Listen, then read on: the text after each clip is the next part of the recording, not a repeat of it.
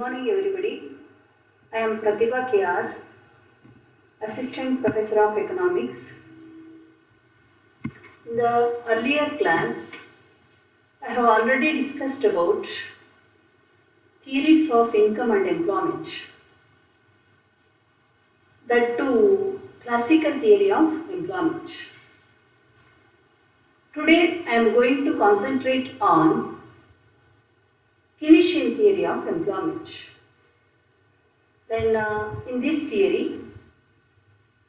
especially introduction to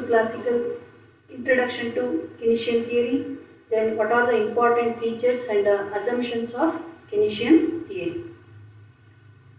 last ಕ್ಲಾಸಲ್ಲಿ ಉದ್ಯೋಗ ಮತ್ತು ಆದಾಯದ ಸಿದ್ಧಾಂತಗಳನ್ನು ಕುರಿತು, ಅದರಲ್ಲಿಯೂ ಸಾಂಪ್ರದಾಯ ಪಂಥದ ಉದ್ಯೋಗ ಸಿದ್ಧಾಂತವನ್ನು ಕುರಿತು ಅತ್ಯಂತ ಡೀಟೇಲ್ ಆಗಿ ಡಿಸ್ಕಸ್ ಮಾಡಿ ಆಗಿದೆ.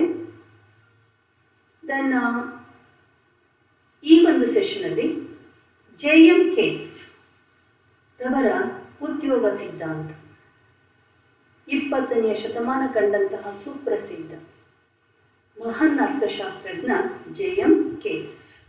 ಈತ ಒಬ್ಬ ಕ್ರಾಂತಿಕಾರಿ ಚಿಂತಕ, 20ನೇ ಶತಮಾನದ ಕ್ರಾಂತಿಕ ರೆವಲ್ಯೂಷನರಿಸ್ಟಿಕ್ ಥಿಂಕರ್ ಇನ್ 20th century ಅಂತ ಹೇಳಿ, ಗ್ರೇಟ್ ಎಕಾನಮಿಸ್ಟ್ ಇನ್ 20th century ಅಂತ ಹೇಳಿ. ಸೊ ಈತನ ಉದ್ಯೋಗ ಸಿದ್ಧಾಂತವನ್ನು ನಾವು ಅನಲೈಸ್ ಮಾಡೋಕ್ಕಿಂತ ಮುಂಚೆ ಒಂದು ಸಂಕ್ಷಿಪ್ತ ಪೀಠಿಕೆಯನ್ನು ತಗೋಬೇಕಾಗುತ್ತೆ ಕೇನ್ಸ್ ಹಾಗೂ ಆತನ ಒಂದು ಆರ್ಥಿಕ ಚಿಂತನೆಯನ್ನು ಕುರಿತು.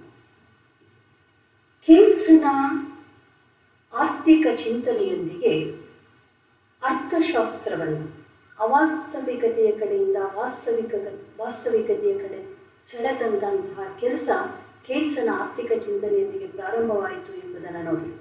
ಹಾಗೆ ಕೇನ್ಸನ ಕೃತಿಯ ಪ್ರಕಟಣೆಯೊಂದಿಗೆ ಆಧುನಿಕ ಅರ್ಥಶಾಸ್ತ್ರ ಅಥವಾ ನವೀನ ಅರ್ಥಶಾಸ್ತ್ರದ ಒಂದು ಸ್ಥಾಪನೆಗೆ ಅಸ್ಥಿಭಾರ ಹಾಕಲಾಯಿತು ಎಂಬ ಅಂಶವನ್ನು ಕೂಡ ಅಲ್ಲಿ ನೋಡ್ತಾ ಹೋಗ್ತೇವೆ ಈತನ ಸಿದ್ಧಾಂತವನ್ನು ಅನಲೈಸ್ ಮಾಡ್ತಾ ಹೋದಾಗ.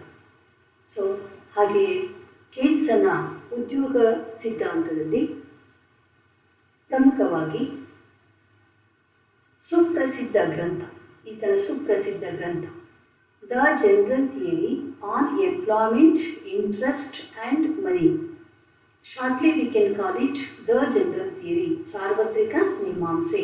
ಕನ್ನಡದಲ್ಲಿ ಉದ್ಯೋಗ, ಆದಾಯ ಮತ್ತು ಬಡ್ಡಿಯ ಮೇಲಿನ ಸಾಮಾನ್ಯ ಸಿದ್ಧಾಂತ ಅಷ್ಟನ್ನು ಹೇಳೋಕ್ಕೆ ಬದಲಾಗಿ ನಾವು ಅಲ್ಲಿ ಸಾರ್ವತ್ರಿಕ ಮೀಮಾಂಸೆ, ದ ಜನರಲ್ ಥಿಯರಿ ಅನ್ನುವಂಥದ್ದನ್ನು ಹೇಳ್ತೇವೆ. ಈ ಕೃತಿ ಪ್ರಕಟಣೆಗೊಂಡಂಥ ವರ್ಷ 1936, 1936. Keynesian, the general theory, the book, the general theory was published in the year of 1936. ಅದರಲ್ಲೂ ಇಡೀ ವಿಶ್ವವೇ ಘೋರ ಆರ್ಥಿಕ ಮುಗ್ಗಟ್ಟಿನಿಂದ ತತ್ತರಿಸುವಂತಹ ಒಂದು ಆರ್ಥಿಕ ಮುಗ್ಗಟ್ಟಿನ ಕಾಲಾವಧಿಯಲ್ಲಿ ಈ ಕೃತಿ ಜನ್ಮ ತಾಳಿತು ಎಂಬುದಾಗಿ ನೋಡಿ. ಸೊ ಹೀಗಾಗಿ ಈ ಸುಪ್ರಸಿದ್ಧ ಗ್ರಂಥವನ್ನು ಕೆಲವು ಅರ್ಥಶಾಸ್ತ್ರ, ಅದರಲ್ಲೂ ಎಸ್ಪೆಷಲಿ ಪ್ರೊಫೆಸರ್ ಡಡ್ಲಿ ಟಿಲ್ಲರ್ಡ್ ಎಂಬ ಅರ್ಥಶಾಸ್ತ್ರಜ್ಞ ಈ ಗ್ರಂಥದ ಜನಪ್ರಿಯತೆಯನ್ನು, ಮಹತ್ವವನ್ನು ಹೇಳುವಾಗ ಯಾವುದಕ್ಕೆ ಹೋಲಿಸಿದನಪ್ಪ ಅಂದರೆ 18ನೇ ಶತಮಾನದಲ್ಲಿ Adam Smith, father of economics, Adam Smith ಬರೆದಂತಹ ವೆಲ್ತ್ ಆಫ್ ನೇಷನ್ಸ್ ಗ್ರಂಥಕ್ಕೆ ಸಿಕ್ಕಷ್ಟು ಜನಮನ್ನಣೆ, ಜನಪ್ರಿಯತೆ. ಹಾಗೆಯೇ 19ನೇ ಶತಮಾನದಲ್ಲಿ ಸುಪ್ರಸಿದ್ಧ ಕಮ್ಯುನಿಸಂ, ಸಮಾಜವಾದಿ ಚಿಂತಕನಾದಂತಹ ಕಾರ್ಲ್ ಮಾರ್ಕ್ಸ್ ರವರ ಕಾರ್ಲ್ ಮಾರ್ಕ್ಸ್ ಬರೆದಂತಹ ದಾಸ್ ಕ್ಯಾಪಿಟಲ್ ಕೃತಿಗೆ ಸಿಕ್ಕಷ್ಟು ಜನಮನ್ನಣೆ, ಜನಪ್ರಿಯತೆ 20ನೇ ಶತಮಾನದಲ್ಲಿ JM ಕೇನ್ಸ್ ರವರದ ಜನರಲ್ ಥಿಯರಿಗೆ ಲಭಿಸಿತು ಎಂಬುದಾಗಿ ಹೇಳುವುದರ ಮೂಲಕ ಕೇನ್ಸನ ಗ್ರಂಥದ ಒಂದು ಮಹತ್ವವನ್ನು, ಜನಪ್ರಿಯತೆಯನ್ನು ಅಲ್ಲಿ ಡಡ್ಲಿ ಟಿಲ್ಲರ್ಡ್ ವೆಲ್ತ್ ಆಫ್ ನೇಷನ್ಸ್ ಹಾಗೂ ದಾಸ್ ಕ್ಯಾಪಿಟಲ್ ಕೃತಿಗೆ ಹೋಲಿಸಿದ್ದಾರೆ ಎಂಬುದನ್ನಲ್ಲಿ ನೋಡ್ತಾ ಹೋಗ್ತೇವೆ. ಹಾಗೆಯೇ ಕೇನ್ಸನ ಉದ್ಯೋಗ ಸಿದ್ಧಾಂತದ ಮಂಡನೆಯೊಂದಿಗೆ ಅಥವಾ ಈ ಕೃತಿಯ ಪ್ರಕಟಣೆಯೊಂದಿಗೆ ಆಧುನಿಕ ಅರ್ಥಶಾಸ್ತ್ರ ಹಾಗೂ ಸಮಗ್ರ ಆರ್ಥಿಕ ವಿಶ್ಲೇಷಣೆಗೆ ಹೆಚ್ಚು ಜನಮನ್ನಣೆ ದೊರೆಯಿತು ಎಂಬ ಅಂಶವನ್ನು, ಅದೇ ರೀತಿ ಕೇನ್ಸನ ಸಿದ್ಧಾಂತವು ಸಾರ್ವತ್ರಿಕ ಸಿದ್ಧಾಂತವಾಗಿದೆ, ಉದ್ಯೋಗದ ಯಾವುದೇ ಹಂತಕ್ಕೂ ಕೂಡ ಅನ್ವಯಿಸುವಂತಹ ಸಾರ್ವತ್ರಿಕ ಸಿದ್ಧಾಂತವಾಗಿದೆ ಎಂಬುದಾಗಿ. ಏಕೆಂದರೆ ಸಾಂಪ್ರದಾಯ ಪಂಥದ ಉದ್ಯೋಗ ಸಿದ್ಧಾಂತವು ಕೇವಲ ಪೂರ್ಣ ಉದ್ಯೋಗ ಸಮತೋಲನ ಮಟ್ಟಕ್ಕೆ ಮಾತ್ರ ಅನ್ವಯಿಸುವಂಥದ್ದು. ಆದರೆ ಕೇನ್ಸನ ಉದ್ಯೋಗ ಸಿದ್ಧಾಂತ ನಿರುದ್ಯೋಗವಾಗಿರಬಹುದು, ಅರೆ ಉದ್ಯೋಗ ಸಮತೋಲನವಾಗಿರಬಹುದು, ಉದ್ಯೋಗದ ಯಾವುದೇ ಸನ್ನಿವೇಶಕ್ಕೆ ಅನ್ವಯಿಸುವ ಸಿದ್ಧಾಂತವಾಗಿರುವುದರಿಂದ ಇದನ್ನು ವಾಟ್ ಜನರಲ್ ಥಿಯರಿ ಅಂತ ಹೇಳ್ತೀವಿ, ಸಾರ್ವತ್ರಿಕವಾದಂತಹ ಉದ್ಯೋಗ ಸಿದ್ಧಾಂತವಾಗಿದೆ ಎಂಬ ಅಂಶದಲ್ಲಿ ನೋಡ್ತಾ ಹೋಗ್ತೇವೆ. ಹಾಗೆಯೇ ಕೇನ್ಸನ ಉದ್ಯೋಗ ಸಿದ್ಧಾಂತದ ಲಕ್ಷಣಗಳು ಅಥವಾ assumptions. What are the important assumptions based Keynesian theory of employment? What are the important features of Keynesian theory of employment ಅಂತಲ್ಲಿ ನಾವು ಬ್ರೀಫ್ ಆಗಿ ಅನಲೈಸ್ ಮಾಡ್ತಾ ಹೋಗೋಣ. ಅದರಲ್ಲಿ first and foremost assumption or feature of Keynesian theory is called what Keynes assumes restricted economy instead of free economy ಅನ್ನುವಂಥದ್ದು.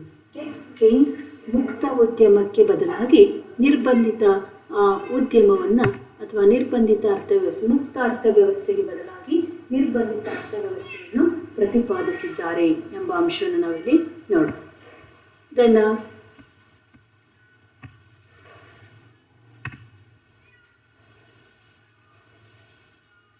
ಏನು ಮುಕ್ತ ಉದ್ಯಮ ಅಥವಾ ನಿರ್ಬಂಧಿತ ಅರ್ಥವ್ಯವಸ್ಥೆ ಅಂದರೆ ಏನು ಅಂತ ನೋಡ್ತಾ ಹೋದಾಗ,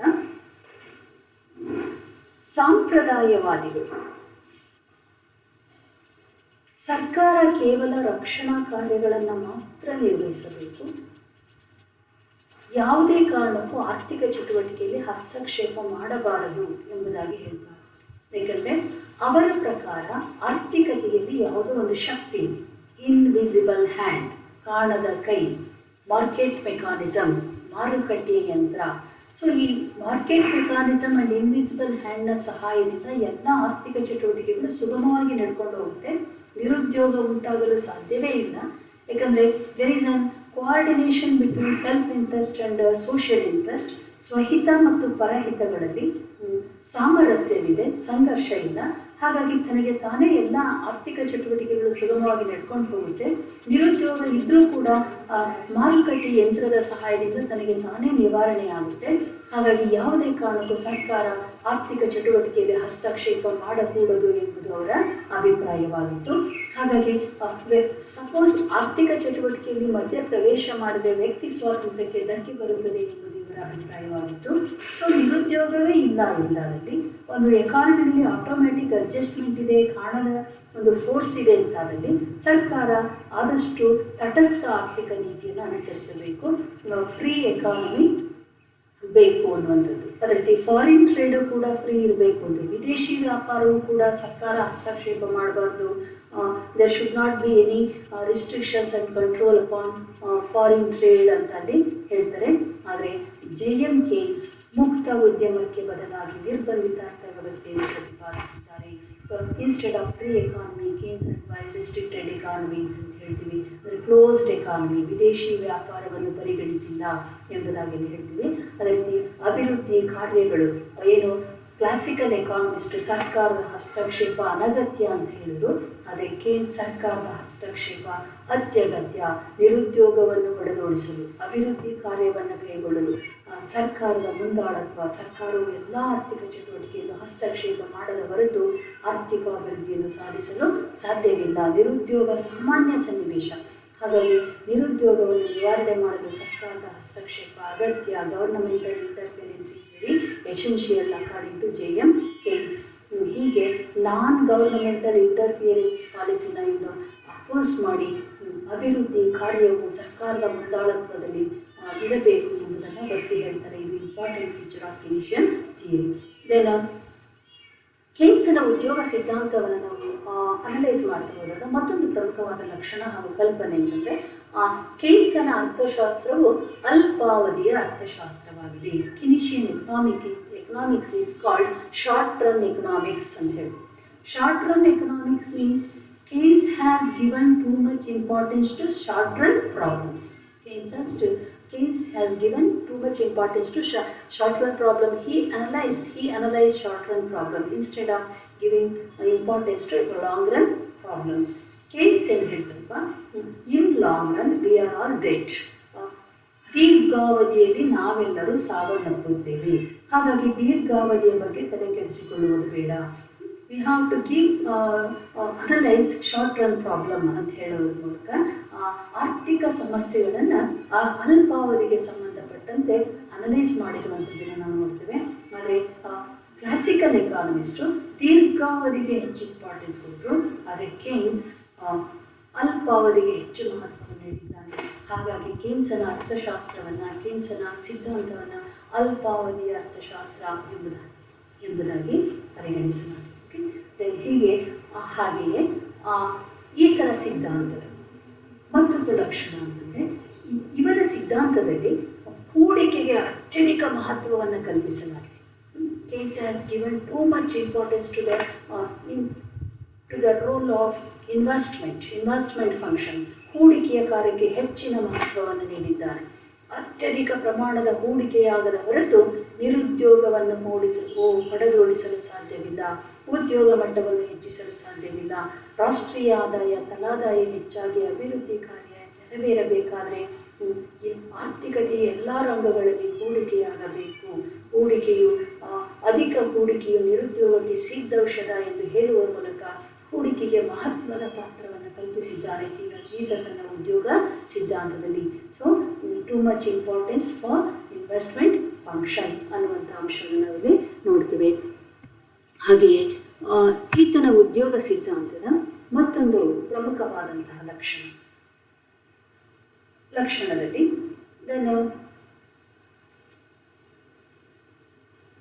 ಹೂಡಿಕೆಯ ಜೊತೆಗೆ ಈತ ಅನಲೈಸ್ ಮಾಡುವಾಗ ಉತ್ಪಾದನಾ ಕಾರ್ಯವು ಇಳಿಮುಖ ಪ್ರತಿಫಲನ ನಿಯಮಕ್ಕೆ ಒಳಪಟ್ಟಿರುತ್ತದೆ. ಇಳಿಮುಖ ಪ್ರತಿಫಲನ ನಿಯಮ. What you mean by decreasing returns to scale are nothing but increasing cost, law of increasing cost or law of diminishing returns to scale. ಹಾಗಂದ್ರೆ ಏನು ಅಂದರೆ, ಈಗ ಒಂದು ವಸ್ತುನ ಪ್ರೊಡಕ್ಷನ್ ಮಾಡಬೇಕಂದ್ರೆ ನಿಮಗೆ ಆಲ್ರೆಡಿ ಗೊತ್ತಿದೆ, ಫಸ್ಟ್ ಇಯರಲ್ಲಿ ಓದಿದೆ ನೀವು. ಒಂದು ವಸ್ತುನ ಪ್ರೊಡಕ್ಷನ್ ಮಾಡಬೇಕಾದ್ರೆ ಇನ್ಪುಟ್ ಹಾಕಿ ಔಟ್ಪುಟ್ ತೆಗೆದು production function is the function relation. Production function express the functional relationship between input and output ಅಂತೀವಿ. ಸೊ ಪ್ರೊಡಕ್ಷನ್ ಸ್ಟಾರ್ಟ್ ಮಾಡಿದಾಗ, ಇನ್ಪುಟ್ ಹಾಕಿ ಸ್ಟಾರ್ಟ್ ಮಾಡಿದಾಗ ಔಟ್ಪುಟ್ ಅಲ್ಲಿ ಯಾವ ರೀತಿ ರಿಟರ್ನ್ಸ್ ಬರುತ್ತೆ ಅನ್ನೋ ಆಧಾರದ ಮೇಲೆ ಒಮ್ಮೆ ಏನಾಗುತ್ತೆ, ಇನ್ಪುಟ್ ಈಕ್ವಲ್ ಟು ಔಟ್ಪುಟ್.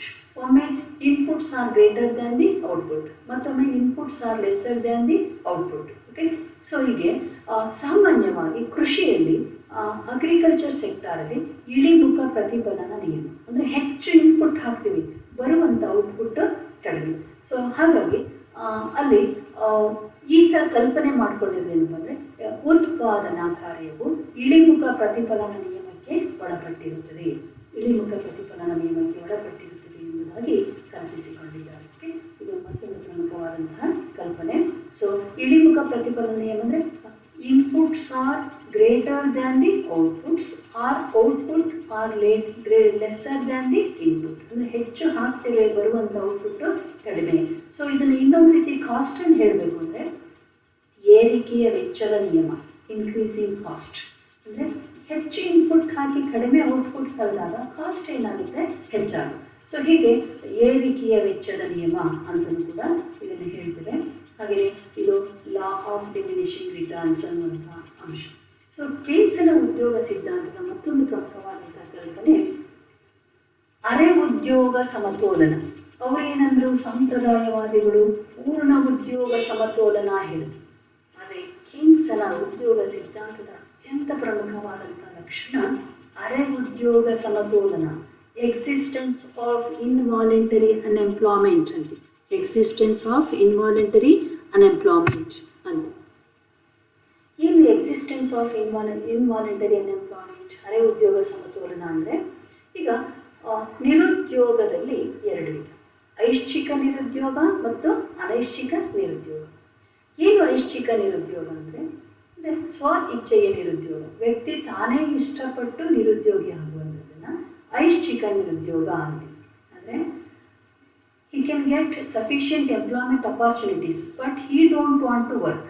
ಒಬ್ಬ ವ್ಯಕ್ತಿಗೆ ಸಾಕಷ್ಟು ಕೆಲಸ ಲಭ್ಯ ಇದೆ, ಆದರೆ ಅವನೇ ಕೆಲಸ ಮಾಡೋಕ್ಕೆ ರೆಡಿ ಇಲ್ಲ ಅಂದರೆ ಅದು ಐಚ್ಛಿಕ ನಿರುದ್ಯೋಗ.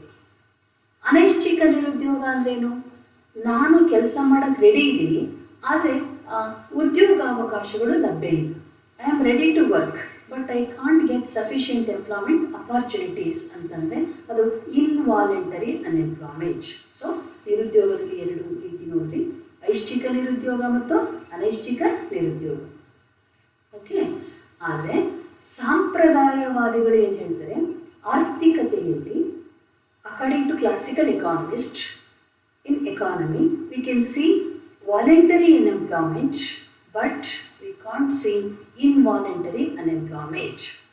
ಸಾಂಪ್ರದಾಯವಾದಿಗಳ ಪ್ರಕಾರ ಆರ್ಥಿಕತೆಯಲ್ಲಿ ಸ್ವ ಇಚ್ಛೆಯ ನಿರುದ್ಯೋಗ ಇರಬಹುದೇ ವಿನಃ ಅನೈಚ್ಛಿಕ ನಿರುದ್ಯೋಗವಿರಲು ಸಾಧ್ಯವಿಲ್ಲ, ಅಥವಾ ಐಚ್ಛಿಕ ನಿರುದ್ಯೋಗವಿರಬಹುದೇ ವಿನಃ ಅನೈಚ್ಛಿಕ ನಿರುದ್ಯೋಗವಿರಲು ಸಾಧ್ಯವಿಲ್ಲ. ಆದರೆ ಕೇನ್ಸನ ಪ್ರಕಾರ ಆರ್ಥಿಕತೆಯಲ್ಲಿ ಅನೈಚ್ಛಿಕ ನಿರುದ್ಯೋಗವಿದ್ದೇ ಇರುತ್ತದೆ. We can see involuntary unemployment in the economy. ಅವ್ರು ಏನು ಹೇಳಿದ್ರು classical economist, full employment is a normal situation, unemployment is a abnormal situation. ಸಾಂಪ್ರದಾಯವಾದಿಗಳ ಪ್ರಕಾರ ನಿರುದ್ಯೋಗ ಎಂಬುದು ಒಂದು ಅಸಾಮಾನ್ಯ ಸನ್ನಿವೇಶ, ಪೂರ್ಣ ಉದ್ಯೋಗ ಎಂಬುದು ಒಂದು ಸಾಮಾನ್ಯ ಸನ್ನಿವೇಶ. ಆದರೆ ಕೇನ್ಸ್ ಇದನ್ನ ತಿರುಚ್ತಾನೆ, ಕ್ವೈಟ್ ಆಪೋಸಿಟ್ ಒಪಿನಿಯನ್ ಅನ್ನು ಕೊಡ್ತಾನೆ. ಏನು ಹೇಳ್ತಾನೆ ಕೇನ್ಸ್? ನಿರುದ್ಯೋಗ ಎಂಬುದು ಒಂದು ಸಾಮಾನ್ಯ ಸನ್ನಿವೇಶ, unemployment is A normal situation, full employment is A abnormal situation. Classical ಏನು ಹೇಳಿದ್ರು? Full employment is normal, unemployment is abnormal. But Keynes, full employment is abnormal, but unemployment is normal. So here quite opposite ideologies ನೋಡ್ತಾ ಹೋಗ್ತೀವಿ, ideas ಅನ್ನು ನೋಡ್ತೀವಿ between classical school and ಕೆನಿಷಿಯನ್ ಸ್ಕೂಲಲ್ಲಿ. Okay, so ಹೀಗೆ ಕೇನ್ಸನ ಉದ್ಯೋಗ ಸಿದ್ಧಾಂತದ ಮತ್ತೊಂದು ಲಕ್ಷಣ ಏನಪ್ಪ, ಆರ್ಥಿಕತೆಯು ಯಾವಾಗಲೂ ಅರೆ ಉದ್ಯೋಗ ಸಮತೋಲನದಲ್ಲಿರುತ್ತದೆ. ಅರೆ ಉದ್ಯೋಗ ಸಮತೋಲನ ಅನ್ನುವಂಥದ್ದು, ನಿರುದ್ಯೋಗ ಇದ್ದೂ ಕೂಡ ಆರ್ಥಿಕತೆ ಸಮತೋಲನದಲ್ಲಿ ಇರುತ್ತದೆ. ಅದು ಎಷ್ಟೇ ಶ್ರೀಮಂತ ಅರ್ಥವ್ಯವಸ್ಥೆ ಆದರೂ ಪೂರ್ಣ ಉದ್ಯೋಗ ಸಮತೋಲನ ನೆಲೆಸಲು ಸಾಧ್ಯವಿಲ್ಲ. ನಿರುದ್ಯೋಗವು ಸಾಮಾನ್ಯ ಸನ್ನಿವೇಶ ಎಂಬುದು ಈತನ ಅಭಿಪ್ರಾಯ. ಹಾಗಾಗಿ ಸರ್ಕಾರ ನಿರುದ್ಯೋಗವನ್ನು ಹೊಡೆದೋಡಿಸಲು ಹಸ್ತಕ್ಷೇಪ ಮಾಡುವುದು ಅತ್ಯಗತ್ಯ ಎಂಬುದು ಇವರ ಅಭಿಪ್ರಾಯವಾಗಿದೆ ಅನ್ನುವಂಥ ಅಂಶವನ್ನು ಇಲ್ಲಿ ನೋಡ್ತೀವಿ. ಹಾಗೆಯೇ ಮತ್ತೊಂದು ಪ್ರಮುಖವಾದಂತಹ ಲಕ್ಷಣವನ್ನು ನೋಡ್ತಾ ಹೋದಾಗ ಕೇನ್ಸ್ ತನ್ನ ಆರ್ಥಿಕ ಚಿಂತನೆಯಲ್ಲಿ, ತನ್ನ ಉದ್ಯೋಗ ಸಿದ್ಧಾಂತದಲ್ಲಿ ಏನು ಹೇಳ್ತಾನಪ್ಪ, ಕೊರತೆಯ ಆಯವ್ಯಯ, ಯಾವುದು?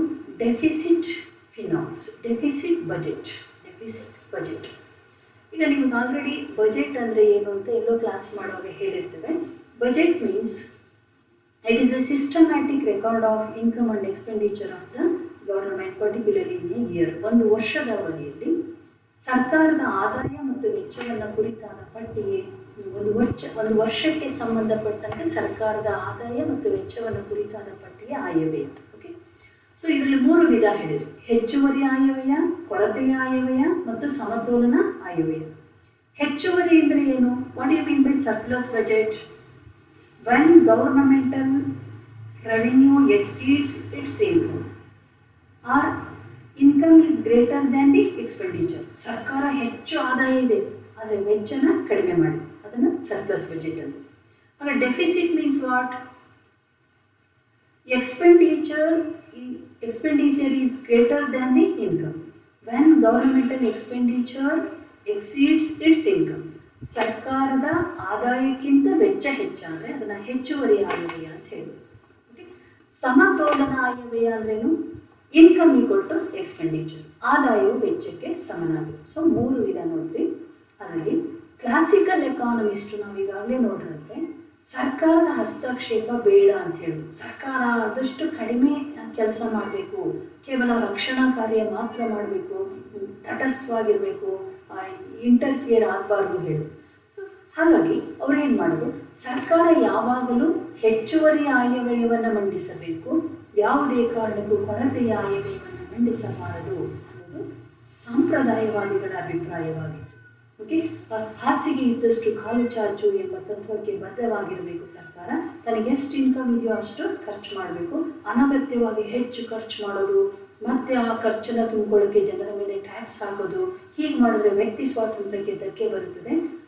ಇವರು ತೀವ್ರವಾದ ವ್ಯಕ್ತಿವಾದಿಗಳಾಗಿದ್ದರಿಂದ ವ್ಯಕ್ತಿ ಸ್ವಾತಂತ್ರ್ಯಕ್ಕೆ ಧಕ್ಕೆ ಬರುವ ಅಂಶವನ್ನು ಸಹಿಸುತ್ತಿರಲಿಲ್ಲವಾದ್ದರಿಂದ ಅವರು ಯಾವುದೇ ಕಾರಣಕ್ಕೂ ಸರ್ಕಾರ ಕೊರತೆಯ ಆಯವ್ಯಯ ಮಂಡಿಸಬಾರ್ದು, ಸಮತೋಲನ ಆಯವ್ಯಯ ಮಂಡಿಸಬೇಕು, ಹೆಚ್ಚುವರಿ ಆಯವ್ಯಯ ಮಂಡಿಸಬೇಕು. ಆದರೆ ಆಗಲಿಲ್ಲ ಅಂದರೆ at least minimum requirement government should implement what balanced budget ಅಂತ ಹೇಳಿ ಕ್ಲಾಸಿಕಲ್ ಎಕಾನಮಿಸ್ಟ್. ಆದರೆ JM ಕೇನ್ಸ್ ಇದನ್ನು ಅಪೋಸ್ ಮಾಡಿ ಏನಪ್ಪ, ವ್ಯಕ್ತಿಗಿಂತ ಸಮಾಜ ದೊಡ್ಡದು. ಓಕೆ, ಹಾಗಾಗಿ ಹಾಸಿಗೆ ಇದ್ದಷ್ಟು ಕಾಲು ಚಾಚು ಎಂಬ ತತ್ವ ವ್ಯಕ್ತಿಗೆ ಒಳ್ಳೆಯದೇ ವಿನಃ ಸರ್ಕಾರಕ್ಕಲ್ಲ. ವೆಚ್ಚಕ್ಕೆ ಹೆದರಿ ಕೂತಲ್ಲಿ ಅಭಿವೃದ್ಧಿ ಕಾರ್ಯವನ್ನು ಸಾಧಿಸಲು ಸಾಧ್ಯವಿಲ್ಲ.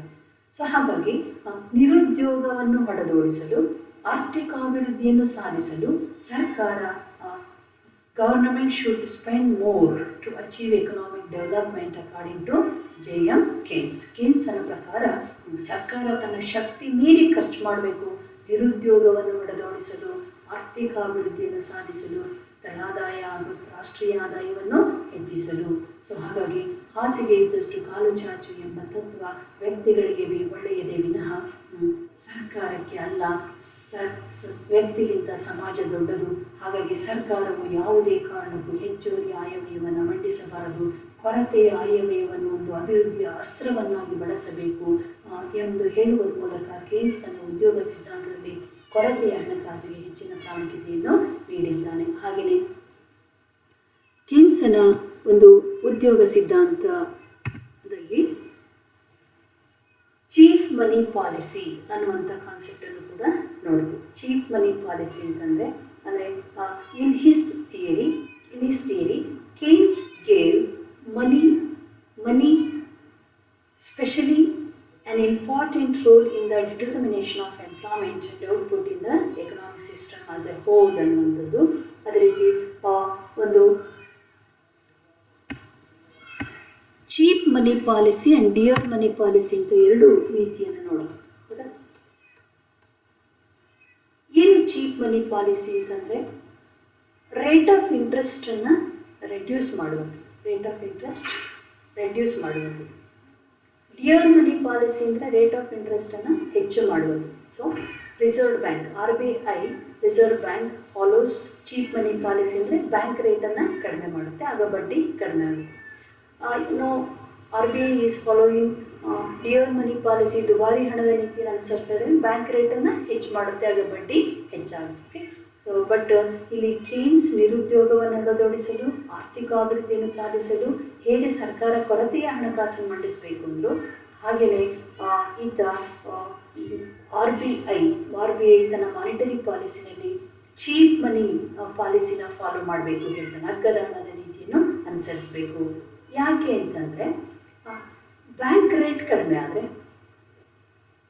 ಬಡ್ಡಿ ಕಡಿಮೆ ಆಗುತ್ತೆ, ಬಡ್ಡಿ ಕಡಿಮೆ ಆದರೆ ಹೂಡಿಕೆ ಹೆಚ್ಚಾಗುತ್ತೆ, ಹೂಡಿಕೆ ಹೆಚ್ಚಾದರೆ ಉತ್ಪಾದನೆ ಹೆಚ್ಚಾಗುತ್ತೆ, ಆಗ ಕಾರ್ಮಿಕರಿಗೆ ಬೇಡಿಕೆ ಹೆಚ್ಚಾಗುತ್ತೆ, ಆಗ ಉದ್ಯೋಗ ಮಟ್ಟ ಹೆಚ್ಚಾಗುತ್ತೆ, ನಿರುದ್ಯೋಗ ಮಟ್ಟ ಕಡಿಮೆಯಾಗಿ ರಾಷ್ಟ್ರೀಯ ಆದಾಯ ತಲಾದಾಯ ಹೆಚ್ಚಾಗುವ ಮೂಲಕ ಆರ್ಥಿಕ ಅಭಿವೃದ್ಧಿಯನ್ನು ಸಾಧಿಸಲು ಸಾಧ್ಯ. ಹೀಗೆ ಕೇನ್ಸ್ ಚೀಪ್ ಮನಿ ಪಾಲಿಸಿಯನ್ನು ಒಂದು ಅಡ್ವೈಸ್ ಮಾಡ್ತಾ ಹೋಗ್ತಾರೆ ನಿರುದ್ಯೋಗವನ್ನು ಹೊಡೆದೋಡಿಸಲು ಅನ್ನುವಂಥ ಕಾನ್ಸೆಪ್ಟಿನಲ್ಲಿ ಹೇಳ್ತೀವಿ. ದೆನ್ ಈಗ ಆಲ್ರೆಡಿ ಡಿಸ್ಕಸ್ ಮಾಡಿರುವಂತೆ he assumes the operation of law of diminishing returns or increasing cost. Okay, ಅದೇ ರೀತಿ the government is assumed to have no part play either as taxer or spender ಅನ್ನುವಂಥದ್ದು. Okay, so ಈ ಎಲ್ಲ ಅಂಶವನ್ನಲ್ಲಿ ಕೇನ್ಸನ ಉದ್ಯೋಗ ಸಿದ್ಧಾಂತದ ಲಕ್ಷಣಗಳಲ್ಲಿ ನಾವು analyse ಮಾಡ್ತಾ ಹೋಗ್ತೇವೆ. ಹಾಗೆಯೇ ಈತನು ಅಲ್ಪಾವಧಿಯಲ್ಲಿ ಇನ್ ಶಾರ್ಟ್ ನಾವು ಈಗಾಗಲೇ ನೋಡಿದ್ವಿ ಕೇನ್ಸನ ಉದ್ಯೋಗ ಸಿದ್ಧಾಂತ ಅಲ್ಪಾವಧಿಯ ಅರ್ಥಶಾಸ್ತ್ರ ಅಂತ ಹೇಳಿದ್ವಿ. ಸೊ ಅಲ್ಪಾವಧಿಯಲ್ಲಿ ಶ್ರಮಬಲ labour force, okay, then supply of labour ಕಾರ್ಮಿಕರ ಪೂರೈಕೆ, ದೆನ್ ಬಂಡವಾಳದ ಲಭ್ಯತೆ, ತಂತ್ರಜ್ಞಾನ ಇವೆಲ್ಲವೂ ಕೂಡ ಸ್ಥಿರವಾಗಿವೆ. In short run technology, then availability of resources, then availability of labour all are constant in short run ಅನ್ನುವಂಥ ಅಂಶವನ್ನಲ್ಲಿ ಕೇನ್ಸ್ ಅನಲೈಸ್ ಮಾಡ್ತಾ ಹೋಗಿರುವಂಥದ್ದು. ಹಾಗೆಯೇ ಈತ ಸೂಕ್ಷ್ಮ ಅರ್ಥಶಾಸ್ತ್ರಕ್ಕೆ ಬದಲಾಗಿ ಸಮಗ್ರ ಅರ್ಥಶಾಸ್ತ್ರ ಪ್ರತಿಪಾದಿಸಿರುವಂಥ ಅಂಶವನ್ನು ನಾವಿಲ್ಲಿ ನೋಡ್ತೇವೆ. The volume of investment is an important determinant of production and employment ಅಂತ ಹೇಳೋದ್ರ ಮೂಲಕ ಹೂಡಿಕೆಗೆ ಮಹತ್ವ ಕೊಟ್ಟಿರುವಂಥದ್ದು. ಅದೇ ರೀತಿ existence of involuntary unemployment, okay, ಅದೇ ರೀತಿ deficit financing and cheap money policy are the essential ingredients of employment expansion and economic development ಅನ್ನುವಂತಹ ಅಂಶವನ್ನು ಕೂಡ ಇಲ್ಲಿ ಕೆನ್ಸನ ಉದ್ಯೋಗ ಸಿದ್ಧಾಂತದ ಒಂದು ಅಂಶಗಳಲ್ಲಿ ನೋಡ್ತಾ ಹೋಗ್ತೇವೆ. ದೆನ್ ಈ ಎಲ್ಲ ಸಿದ್ಧಾಂತಗಳನ್ನು, ಈ ಎಲ್ಲ ಕಲ್ಪನೆಗಳನ್ನು ಅಥವಾ ಲಕ್ಷಣಗಳನ್ನು ನಾವು ಸರಿಯಾಗಿ ಅನಲೈಸ್ ಮಾಡಿ ಆತನ ಉದ್ಯೋಗ ಸಿದ್ಧಾಂತ ಲಕ್ಷಣಗಳ ಅನಲೈಸ್ ಮಾಡದ ಹೊರತು ಈತನ ಆದಾಯ, ಉದ್ಯೋಗ, ರಾಷ್ಟ್ರೀಯ ಆದಾಯದ ನಿರ್ಧಾರವಾಗುವಿಕೆಯನ್ನು ಚರ್ಚಿಸಲು ಸಾಧ್ಯವಿಲ್ಲ. ಹಾಗಾಗಿ ನಾವು ಹೆಚ್ಚು ಡೀಟೇಲ್ ಆಗಿ ಇದನ್ನು ಡಿಸ್ಕಸ್ ಮಾಡಲಿಕ್ಕಾಯಿತು. ನೆಕ್ಸ್ಟ್ ಕ್ಲಾಸಲ್ಲಿ how equilibrium level of income, employment and output determines, ಕೇನ್ಸನ ಪ್ರಕಾರ ಅರ್ಥವ್ಯವಸ್ಥೆಯಲ್ಲಿ ಹೇಗೆ ಸಮತೋಲನ ಮಟ್ಟದ ಉದ್ಯೋಗ, ಆದಾಯ ಹಾಗೂ ಉತ್ಪಾದನೆ ನಿರ್ಧಾರವಾಗುತ್ತದೆ ಎಂಬುದನ್ನು ಪರಿಣಾಮಕಾರಿ ಬೇಡಿಕೆಯ ಸಹಾಯದಿಂದ ಚರ್ಚಿಸೋಣ.